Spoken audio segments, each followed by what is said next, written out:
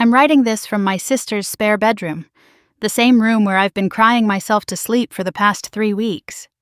My husband of 18 years is divorcing me, my children won't speak to me, and everyone I know has turned their backs on me. Yes, I had an affair. Yes, I destroyed my family.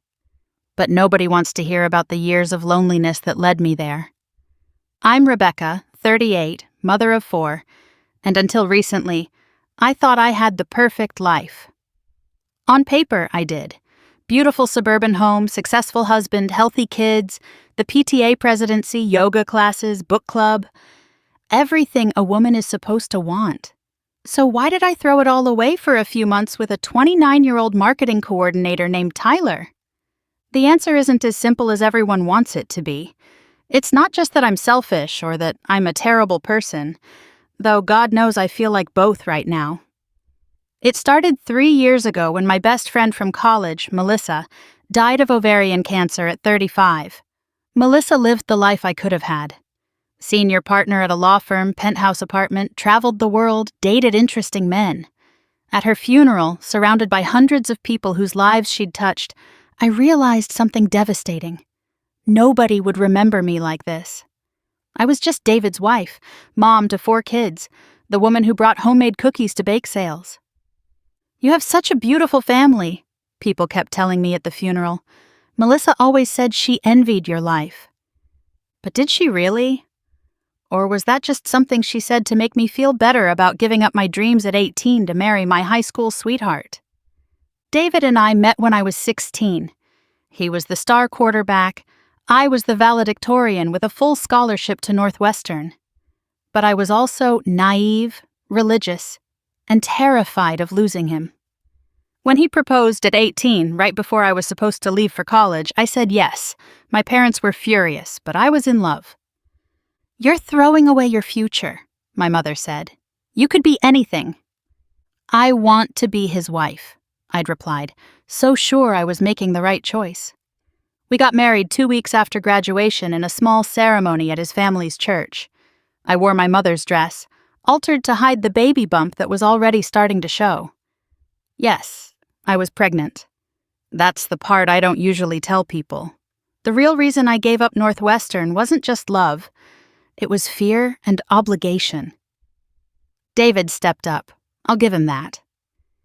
He worked 2 jobs while going to community college for computer science. I stayed home with baby Emma, then Jacob 2 years later, then the twins, Luke and Lily, 3 years after that. By 25, I had 4 kids and had never lived anywhere but our small Illinois town. 20 years later, standing at Melissa's funeral, I finally understood what my mother meant. I'd traded my potential for security, my dreams for diapers, my identity for the title of Mrs. David Mitchell. The resentment started slowly. Little things at first. David would come home from work, he's a software engineer who makes excellent money now, and immediately disappear into his home office. I'd spend all day with the kids, managing the house, volunteering at school, and he'd barely look up from his computer to acknowledge me. "How was your day?" became a perfunctory question with a predetermined answer. "Fine," was all he wanted to hear. Any deviation from that script, any attempt to share my actual thoughts or feelings, was met with distracted nods and, "That's nice, honey," while he scrolled through his phone. I remember one night, about 6 months after Melissa's funeral, trying to talk to him about how I was feeling. The kids were in bed, we were sitting on the couch, and I'd had 2 glasses of wine for courage. "I've been thinking about going back to school," I said, "maybe finishing my degree." David didn't even look up from his laptop. "Sure, honey, whatever you want." "I'm serious, David. I could take online classes, work around the kids' schedules." He finally looked at me, confusion in his eyes. "Why would you want to do that? We don't need the money." "It's not about money, it's about me, having something for myself." "You have plenty," he said, gesturing around our perfect living room. "What more do you need?" I tried to talk to him about it, especially after Melissa's death left me questioning everything. I suggested date nights, couples vacations, even therapy. His response was always the same. "We have a good life, Becca. Why are you trying to create problems?" But I wasn't creating problems. I was drowning in the life we'd built, and he couldn't even see it. Or wouldn't. I'd given up my scholarship, my career, my name, my body. 4 pregnancies do things to you. And what did I have to show for it? A husband who saw me as part of the furniture, and kids who only noticed me when they needed something. The loneliness was suffocating. I'd lie next to David at night, feeling more alone than I'd ever felt when I was actually single. He'd roll over after perfunctory sex. Always Thursday nights, always missionary, always exactly 7 minutes from start to his finish, and fall asleep immediately while I stared at the ceiling, wondering if this was all there was. I started having dreams about Melissa's life, traveling to Paris alone, having intellectual conversations at gallery openings, being wanted for my mind, not just my ability to remember soccer schedules and pack lunches. I'd wake up feeling guilty and empty. My sister Karen got engaged around this time to a man she'd met on a dating app. She'd spent her 20s and early 30s traveling, building her career in fashion, having adventures. Now at 34, she was choosing marriage on her own terms with a man who worshipped her. The jealousy I felt was overwhelming. She'd lived the life I'd given up, and now she was getting the fairy tale ending too. I threw myself into planning her bachelorette party, living vicariously through her stories of past lovers and wild nights. Then, 3 months before the wedding, she called me sobbing. She'd cheated on her fiancé with a photographer from a shoot in Miami. One night, too much champagne, a moment of weakness. Her fiancé found out when she confessed in a fit of guilt and left her immediately. "I had everything," she wailed in my kitchen. "Why did I throw it away?" I held her while she cried, but inside I was fascinated. What would drive someone who had everything to risk it all? Now I know. Sometimes the risk itself is the point. The reminder that you're still alive, still capable of making choices, even catastrophically bad ones. I became obsessed with her story. Here was my successful, independent sister brought low by desire. It was like watching myself in an alternate universe. What if I'd taken that scholarship? What if I'd said no to David's proposal? What if I'd ever been with anyone else? That last thought consumed me. I'd only ever been with David. Only ever kissed David. My first kiss at 16 turned into my only kiss. While my friends in college were experimenting, discovering themselves, I was at home with a baby on my hip and a ring on my finger. I'd never had a first date as an adult, never felt the thrill of a new touch, never experienced that intoxicating uncertainty of not knowing where a relationship might go. Enter Tyler. He started at my company 7 months ago. I work part-time in marketing, one of my few connections to the outside world. He was everything David wasn't. Tall where David was average, dark where David was fair, eloquent where David was silent. He wore fitted suits and designer glasses, quoted poetry in presentations, had opinions about wine that went beyond red or white. "Your presentation was brilliant," he said after a meeting where I'd pitched a campaign. "That insight about targeting millennial mothers. Where did that come from?" I almost cried. When was the last time someone had called anything I did brilliant? David hadn't even asked about the presentation when I got home, just reminded me to pick up his dry cleaning. Tyler started seeking me out. Coffee runs became coffee breaks. Coffee breaks became lunches. He'd lean in when I talked, ask follow-up questions, remember details from previous conversations. He made me feel like I had something interesting to say. "Tell me about yourself," he said one day over lunch. "The real you, not the LinkedIn version." "I'm a part-time marketing coordinator and full-time mom," I said, giving my standard answer. "That's what you do," he said, those green eyes intense behind his glasses. I asked who you are. I couldn't answer because I didn't know anymore. Tyler started telling me about his life, his MBA from Columbia, his startup that almost made it, his apartment with exposed brick and jazz vinyl. He was married, he mentioned casually, to a woman named Sophia, who was finishing her residency in Portland. Long distance was hard, he said. She was focused on her career, didn't want kids, they were growing apart. Sometimes I think we got married because it was the next step, not because it was right, he told me one afternoon. I know exactly what you mean, I said, then immediately felt guilty. The emotional affair started through text. Innocent at first. Work questions, article links, funny memes. Then Tyler started texting after hours. Thinking about your campaign idea. Saw this and thought of you. Can't wait to hear your thoughts tomorrow. David never texted me unless he needed something. Pick up milk. Running late. Where's my blue shirt? Meanwhile, Tyler was sending paragraphs about my insights, my potential, my mind. I knew it was wrong. I'd delete the texts, then restore them to read again. I'd promise myself I'd keep it professional, then find myself choosing my outfits based on what Tyler might like. I started lying about working late, team dinners that didn't exist, conference calls that were really stolen hours at wine bars where Tyler would lean close and tell me I was extraordinary. You're not happy, he said one night after 3 glasses of wine. It wasn't a question. I have a good life, I replied, parroting David's words. Good isn't the same as fulfilling. When's the last time you did something just for you? I couldn't answer because I couldn't remember. Everything I did was for David, for the kids, for the house, for the image we projected to the world. Even this job was just to keep busy, as David called it, pin money that went straight to kids' activities. The night everything changed was a Thursday in March. I'd told David I had book club, but really I was at a hotel bar with Tyler, celebrating landing a major client. He'd insisted on champagne, real champagne, not the Prosecco David bought for special occasions. To the brilliant Rebecca Mitchell, he toasted. May she finally realize how amazing she is. The champagne went to my head. Or maybe it was the way he looked at me, like I was someone worth celebrating. When he walked me to my car, I knew what was going to happen. I wanted it to happen.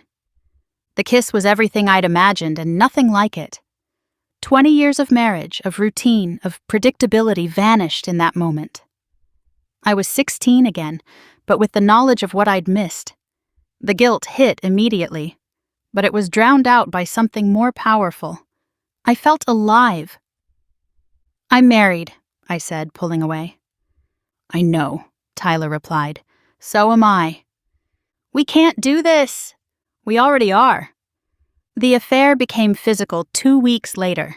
I dropped the twins at school, told myself I was going to end it, and drove straight to Tyler's apartment.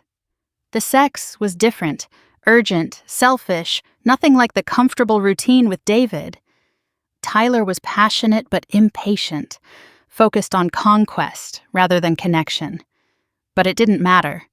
What mattered was that I was desired, wanted, chosen. For 2 months, I lived a double life. Perfect wife and mother by day, Tyler's secret lover when I could steal the time. I became an expert at deception. False entries in my calendar, a secret credit card for hotel rooms, a burner phone hidden in my car. The lies came so easily it scared me. But here's what nobody tells you about affairs. The high is temporary. The excitement that first consumed me started to fade as reality crept in. Tyler wasn't interested in my children or my life outside our bubble. He'd grow impatient when I had to leave for school pickup, irritated when I couldn't meet because of a soccer game. Can't you get a babysitter? He'd complain. They're my children, Tyler. I can't just abandon them. You're abandoning yourself, he'd say, and I'd feel guilty for choosing my kids over him. The sex, which had seemed so revolutionary compared to my marriage, became routine in its own way. Tyler was selfish, focused on his own pleasure. At least David, for all his faults, always made sure I was satisfied. Tyler treated me like a conquest, not a partner. He'd check his phone immediately after, already mentally moving on to his next meeting. Meanwhile, David was trying harder than he had in years. It started small. He'd bring coffee to me in bed, suggest we watch a movie together, ask about my day, and actually listen to the answer. Then it escalated. Flowers every Friday, like when we were dating. notes in my lunch bag, reservations at restaurants I'd mentioned wanting to try. "I feel like I've been taking you for granted," he said one night, holding my hand across the dinner table. "You do so much for this family. For me. I want you to know I see it. I see you." The words I'd longed to hear for years, and now they made me sick. Where was this effort when I needed it? Why did it take me pulling away for him to see me? I treated him terribly. I'd snap at him for tiny things, refuse his advances, mock his attempts at romance. He'd bring me flowers and I'd leave them to die on the counter. He'd plan a date and I'd claim a headache. The guilt made me cruel and the cruelty made me guiltier, creating a vicious cycle I couldn't escape.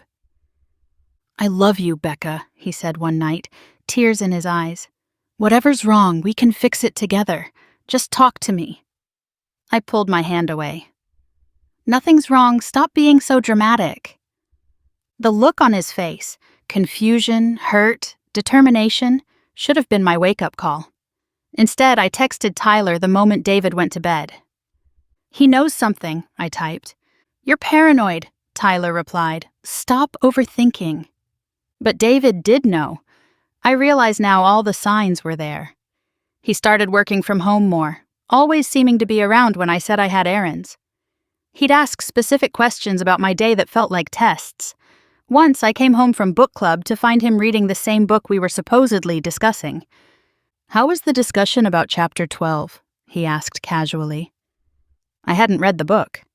"Great," I lied, "really insightful." He nodded and went back to reading, but I saw something shift in his eyes. 2 months into the physical affair, everything changed overnight. David stopped trying. No more notes, no more flowers, no more attempts at conversation. He became a ghost in our own home, present but absent. He'd make dinner for the kids but not set a place for me. He'd take them to their activities but leave without telling me. When I tried to pick fights, he'd simply leave the room. The silence was deafening.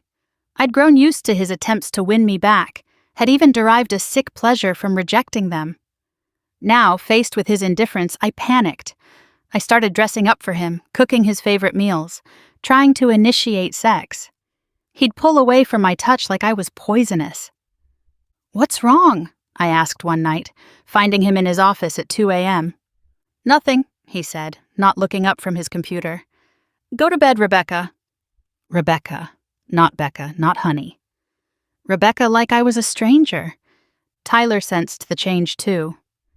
"You're distracted," he complained after I cut our afternoon short. "This isn't fun anymore." Fun. That's all I'd ever been to him. A bored housewife to boost his ego. The reality hit me like a physical blow. I'd destroyed my marriage for a man who saw me as entertainment. "I think we should cool things off," I said. "Fine," he shrugged. "Sophia's moving here next month anyway." Just like that.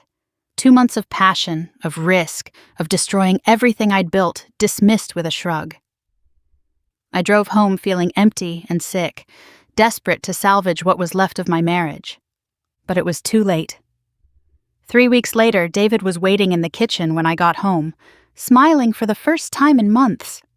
My heart soared. Maybe we could fix this. Then I saw the folder on the table. "Sit down, Rebecca," he said, his voice terrifyingly calm. He knew. Had known almost from the beginning. The folder was full of evidence. Photos of Tyler and me at restaurants, entering hotels, kissing in my car. Printed texts from my burner phone. Credit card statements. Phone records. A private investigator's report detailing every sordid moment. "I gave you every chance to come clean," he said, his voice steady but his hands shaking. "I tried to remind you what we had, but you chose him." I couldn't breathe. The room spun. 20 years of marriage reduced to evidence in a folder. I tried to explain, to apologize, to beg, but the words wouldn't come. "I've already filed for divorce," he continued. "I've been documenting everything for months. Custody will be interesting. Judges don't look kindly on mothers who abandon their children for affairs." "I never abandoned them," I protested. Really? Where were you during Emma's science fair? Luke's baseball championship? Lily's dance recital? I'd been with Tyler for all of them. The realization hit me like a punch. I'd missed irreplaceable moments with my children for mediocre sex with a narcissist. David, please. I'm done, Rebecca. 20 years I loved you. 20 years I worked to give you everything. And this is how you repay me? By fucking some pretentious asshole who doesn't even know our children's names? He'd never spoken to me like that. David, who never swore, who never raised his voice, was looking at me with such disgust I wanted to disappear. I'm taking the kids to my mother's for the weekend, he said. You need to be gone when we get back. Karen knows you're coming. Then he left, and I collapsed. I don't know how long I sat on that kitchen floor, sobbing until I couldn't breathe. I called Tyler, desperate for something, anything. His phone went straight to voicemail. I'd later learn he'd blocked my number the moment I left his apartment. My sister found me hours later, hysterical on the kitchen floor. She took one look at the folder, at me, and shook her head. You stupid, stupid woman, she said. I warned you. I told you exactly what would happen. She took me to her apartment, where I've been ever since. The irony isn't lost on either of us. Two sisters who destroyed their relationships, now roommates in misery. I've tried everything to fix this. I wrote David a letter detailing every mistake, every moment of weakness. I offered him everything in the divorce. The house, the savings, full custody. I begged him to try counseling. His response was always the same. It's too late, Rebecca. In my desperation, I confessed to everyone. I called Tyler's wife in Portland, told her everything. I thought if I burned it all down, showed David how sorry I was, he might forgive me. Instead, I just created more wreckage. Tyler lost his job and his marriage. His wife sent me a message calling me a pathetic old woman who destroyed their lives. She wasn't wrong. I told our friends thinking honesty might help. They chose David. Of course they did. He's the wronged party, the faithful husband, the victim. I'm the cliché, the bored housewife who had an affair with a younger man. Nobody wants to hear about the loneliness, the invisibility, the slow death of being taken for granted. My children hate me. My 15-year-old daughter Emma won't even look at me. You ruined everything, she said the last time I saw her. Dad did everything for us and you cheated on him. You're disgusting. Jacob, my 13-year-old, sent me a text that broke me. I hope Dad finds someone who actually loves him. You never deserved him. The twins, only 10, are confused and hurt. They don't understand why Mommy can't come home, why Daddy cries when he thinks they're not looking, why their whole world exploded overnight. Did you stop loving us? Lily asked during my supervised visit last week. How do you explain to a 10-year-old that Mommy loved them, but loved herself more? That Mommy needed to feel special and forgot what was actually special? I know I'm supposed to take full responsibility. I know I'm the villain in this story. I made the choices that destroyed my family. But I can't help but wonder, if David had seen me drowning years ago, if he'd noticed when I started dying inside, would any of this have happened? My therapist says I'm still not taking accountability, that I'm blaming David for my choices. Maybe she's right. But how do you explain 20 years of feeling invisible? How do you quantify the accumulated weight of being overlooked, undervalued, taken for granted? I gave up everything for David when I was 18. My education, my career, my name, my body, my dreams. I spent 2 decades building his life, raising his children, keeping his home. And in return, I got security and loneliness. Is it so wrong that I wanted to feel alive before it was too late? The answer, apparently, is yes. I'm 38 years old, living in my sister's spare room, estranged from my children, divorced from the only man I'd ever loved until I didn't. I destroyed everything for a few months of feeling wanted, and now I have nothing. David's already dating. A 32-year-old engineer from his company named Ashley. Pretty blonde, childless, everything I'm not anymore. They go to concerts and restaurants, all the things he never wanted to do with me. My kids like her. She makes them laugh, my daughter told my sister. She actually listens to them, plays video games with Jacob, helps the twins with homework. She's nothing like you, Emma said cruelly during our last phone call. She actually cares about Dad. I see now what I couldn't then. David did love me in his way. He just loved the idea of me more than the reality, the perfect wife, the devoted mother, the stable foundation that let him pursue his career and hobbies without worry. When I tried to be more than that, when I needed more than that, he couldn't adjust. But instead of communicating, I chose destruction. The house sold last month. David sent me photos of him and the kids packing up their rooms, starting fresh. My wedding dress was in one of the donation piles. 20 years of photo albums. The furniture we'd picked out as newlyweds. All of it gone, erased, like I never existed. I want to scream at the unfairness of it all. I want to rage at David for not fighting for us, at Tyler for using me, at myself for being so phenomenally stupid. But mostly I just feel empty. The exciting, passionate woman I thought I'd discovered during the affair, she was just another lie I told myself. My former friends whisper about me at school pickup. Karen tells me everything. "Did you hear about Rebecca Mitchell?" they say, voices dripping with false sympathy and real judgment. Threw away her perfect life for some guy at work. David's such a saint for handling it so well. Saint David. Devoted David. Poor David. Nobody remembers the years of emotional absence, the way he'd dismiss my dreams, the loneliness of being married to someone who stopped seeing you. They just see the cheater and her victim. I lie awake at night, replaying every moment, every choice, every opportunity I had to stop this train wreck. If I'd been stronger, if I'd been smarter, if I'd been better, if I'd insisted on counseling years ago instead of having an affair, if I'd divorced David honestly instead of betraying him, if. But I wasn't strong or smart or better. I was weak and selfish and desperate, and now I have to live with the consequences. David was right to leave me. My children are right to hate me. My friends are right to judge me. I destroyed a good man who loved me in the only way he knew how, traumatized 4 innocent children, and threw away a life most women would kill for. All because I wanted to feel special. The joke is, I don't feel special now. I feel empty, broken, and utterly alone. Tyler moved back to Portland with his wife. Yes, she took him back. David moved on with someone better. My children are learning to live without me. And I'm here, typing this story on my sister's laptop, hoping someone, somewhere might understand. But even if they do, it doesn't matter. Understanding doesn't undo betrayal. Sympathy doesn't rebuild trust.